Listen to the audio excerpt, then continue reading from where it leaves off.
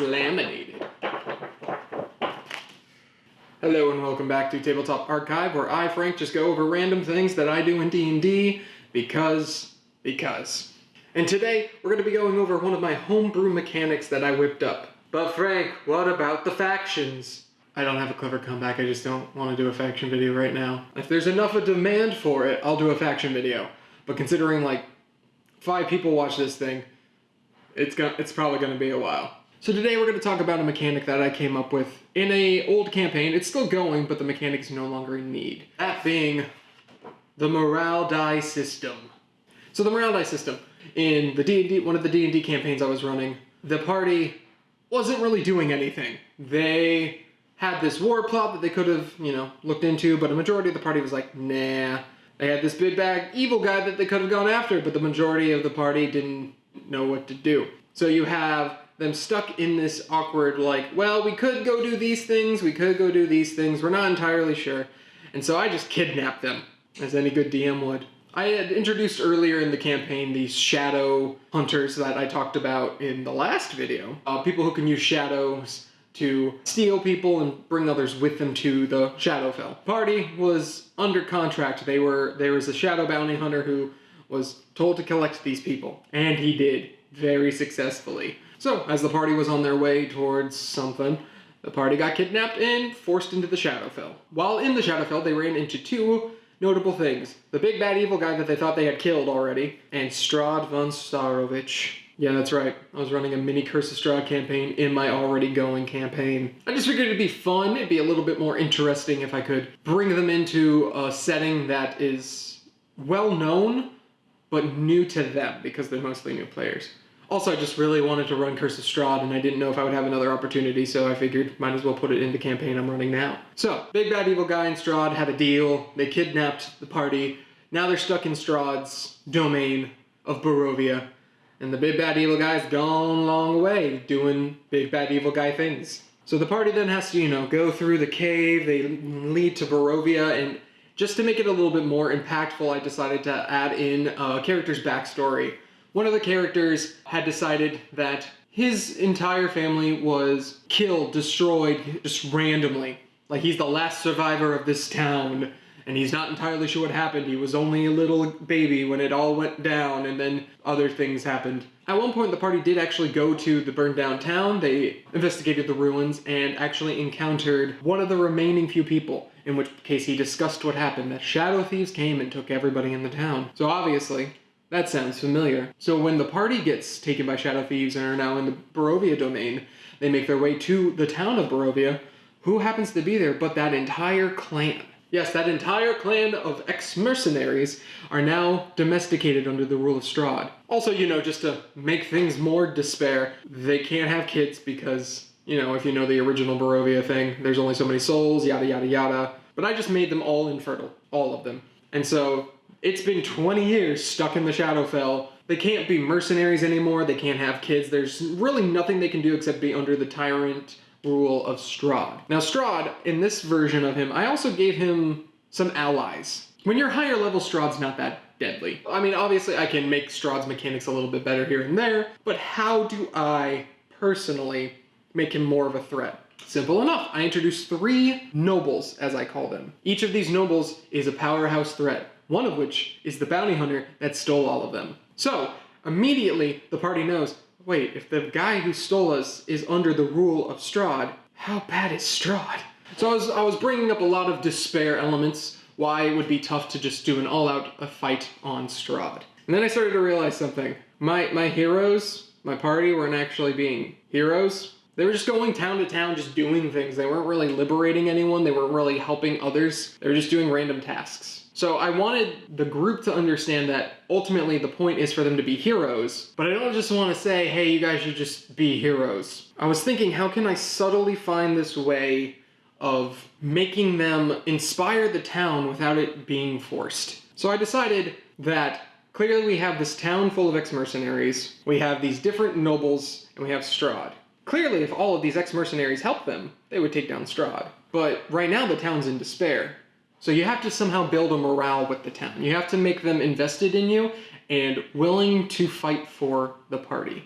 And thus I came out with the morale die system. The idea being that, well, it's pretty obvious. It's about building morale. So I created a mechanic to try to help some of the storytelling aspects of it. I feel like this is one of the great things about D&D is that instead of me having to just flat out say something, I can introduce a mechanic and all of a sudden the theme that I wanted to go for is in the mechanic that they're going after.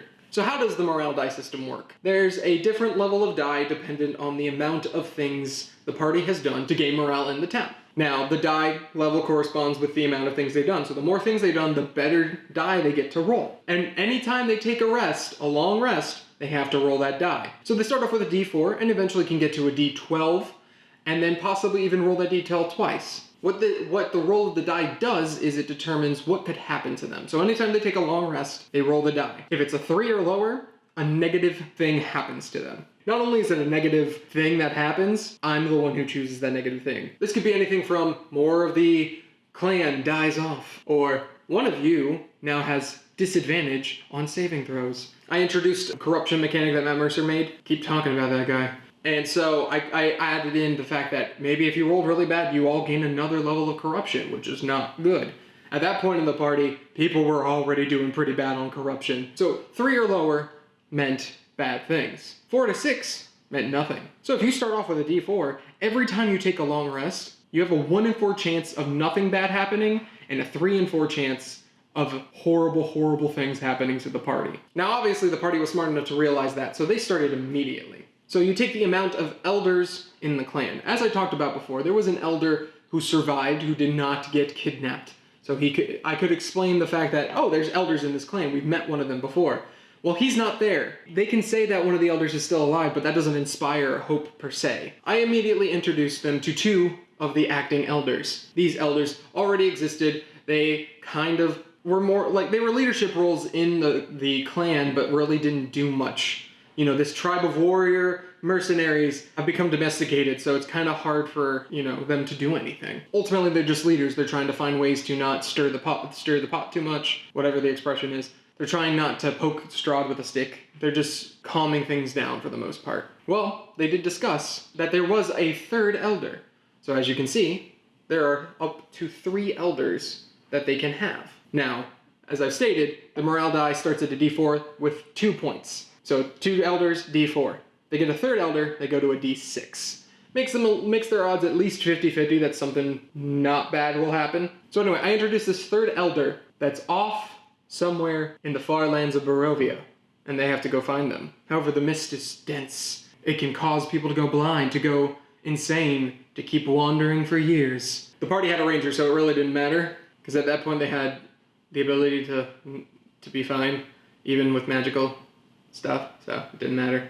But it still added this level of mystery. If they don't get to that elder in time, he could be dead, in which case a new mission comes up. The PC whose backstory this is all a part of could become the new elder, but that's now its entirely new task, thus setting them back even more time, thus perpetuating a cycle. So they have a 3rd elder they can go get to raise their points. They also have 3 nobles that they can kill. These nobles include the Shadow Bounty Hunter that took them the first time, a Mind Flayer, because I just love to mess with my players, and this patchworked face wizard who loved flesh golems. Yeah, she was basically a female Frankenstein, and I loved it. It was so fun. Anytime one of these noblemen die, and they bring back proof to the town, that raises morale again. So now that can lead us up to 6, which is a D12. So let's explain some of the new benefits that they could possibly get. So, as I've stated, 3 or lower, bad stuff. 4 to 6, nothing happens. 7 to 9, they get a positive benefit. And I actually gave them a list of the positive benefits. They can get a hero point, which is another mechanic I have. If you want to hear more about that, let me know. I might just do it anyway because I could let them auto-succeed on their next corruption check, which is pretty important, my friends. You don't want to lose those because then you start to get like really bad stuff. Each of them gets an inspiration die equal to the level of the morality die for an entire day. That's a pretty cool thing. They get advantage on checks and attacks equal to the determined morality dice. You roll the die, and whatever number it is that comes up, that's the pool in which the entire party can feed off of for just quick advantage. Think of it as like a luck pool. And then finally, they can upgrade the village to make them better for the oncoming fight. So that's what happens on a 7 to 9. They get one of those positive effects. However, on a 10 to 12, that's when they can go and fight Strahd. The townspeople have seen them do enough good deeds, have raised the morale enough that they approach the party and state, we are here, we're going to fight Strahd, will you join us? And the party's like, heck yeah, we want to get out of this place. So again, that's how I determined it. The amount of elders, which started at 2 but could go up to 3, plus the number of dead nobles, so there was 3, that can go to 0, obviously. And then I also added in something extra. In my campaign, I started to introduce the Rod of 7 Parts, but I wanted to do it organically. Much like in the MCU, how not all the Infinity Stones are immediately introduced in one movie. They're like spread out over time. It's like a subtle, oh, that was an Infinity Stone, that's cool. I wanted to kind of do that here. I just foreshadowed that the importance of the Rod of 7 Parts by having one of the parts here in Barovia. All I did simply was state, there's a weapon, something hidden in the mountains that could take down Strahd, or at least that's what the rumors say. If they go find it, that can inspire hope. Of course, because the Rod of 7 Parts there's not really a Rod of 7 Parts like in fine print, I could do whatever I wanted with that. So I made the Daylight spell in there, I made the Disintegrate spell in there, I gave them a cool 6th level spell rating, it was pretty cool. So I gave them the morale die, and then I just told them, that's what you have to do. Now ultimately, the party decided to go and save the Elder first, which was smart, because he would have died otherwise. In fact, one of the people in his party did die, and if he wasn't careful, he was going to die. But luckily, due to very good rolls, the fact that there was a cleric, he was fine, no issue. They got their 3rd point. Then they decided immediately to go after the Rod of 7 Parts. Eventually got it, learned some cool lore, 4 points. They eventually started to take down some of the nobles in between some of these moments. Whether it's because they attacked the nobles or did something to them to provoke them to attack first, and then they rolled, and they got the morale die. They got a 10 right off the bat with a d12. So they didn't even need to go and kill off the last noble. So then it leads this charge. Eventually they take down Strahd, yada yada. There's some cool stuff in there. If you're willing to hear if you want to hear a campaign diary for some reason, just let me know down in the comments. I'm willing to do campaign diaries too. Because again, I can do whatever I want right now. I'm not restricted by anything yet. Regardless, the party defeated Strahd. They had collected a piece of the Rod of 7 Parts and had headed back with a new clan, now fully freed, back to the material plane. Overall, I think the mechanics did actually do what I wanted them to do. It did feel like they actually inspired these people rather than it just feeling hollow or that I was telling them what to do. I was just giving them breadcrumbs. It felt more immersive, that they could make the choices, that they could choose what's best to do, what's more important for these matters. Now, obviously, in certain times, if I felt like, they needed a little nudge, I might sprinkle in one of the nobles just comes down and does something, much like in Curse of Strahd. Strahd's always there, but he's never a full threat until the end. You want to always sprinkle that stuff in, and sometimes when I sprinkled it in, they killed the nobles. So it really, yeah. But it was ultimately, I think, fruitful, and it's something that I want to keep on doing for sure. I definitely want to keep making custom mechanics dependent on the arc that the characters are going in. If we ever get to a point where I get to live stream D&D, which fingers crossed on that one, I would love to do something like that, where I can just make a mechanic, even if it's only for like a short period of sessions, and then release that to the public. That'd be fun. But anyway, if you want this for some reason, let me know in the comments. I might release it to the public. I don't know. I have to figure it out because it's in Google Docs at the moment. But outside of that, like, comment, subscribe, all the things to do because I need more people to watch these videos, please. Yeah.